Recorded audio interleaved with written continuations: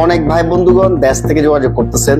বর্তমান এই সময় মালয়েশিয়াতে আপনি কোন ভিসা নিয়ে আসতে পারবেন বা কোন ভিসা চালু রয়েছে বা কোন ভিসা ক্যাটাগরি যে এখনো কার্যক্রম চলতেছে এই বিষয়ে।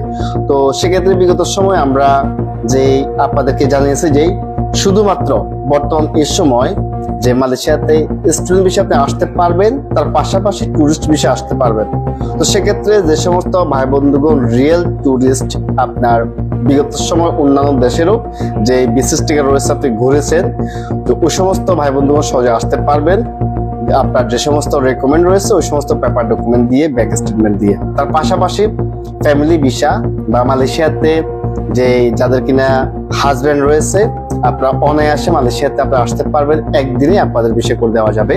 তার পাশাপাশি যে স্টুডেন্ট বিষয়ে যে সমস্ত ভাই বন্ধুগণ আসতে চাচ্ছেন আপনারা আসতে পারবেন। তো যে সমস্ত ভাই বন্ধুগণ যোগাযোগ করতেছেন ডিপ্লোমার জন্য, বিশেষ করে যে ভালো একটা সুযোগ চলতেছে বর্তমানের সময় যে আপনারা মালয়েশিয়াতে কম খরচে আমাদের ট্রাভেলস থেকে বা আমাদের মাধ্যমে আপনারা মালয়েশিয়াতে আসতে পারবেন। সর্বোচ্চ আমরা 2 মাস সময় নিচ্ছি। তো সেক্ষেত্রে আপনার যে এসএসসি বা এইচএসসি সার্টিফিকেট থাকতে হবে, তার সাথে শতভাগ মিল করে আপনাকে যে পাসপোর্ট তৈরি করতে হবে, শতভাগ মিল থাকতে হবে আপনার স্কুল সার্টিফিকেটের সাথে।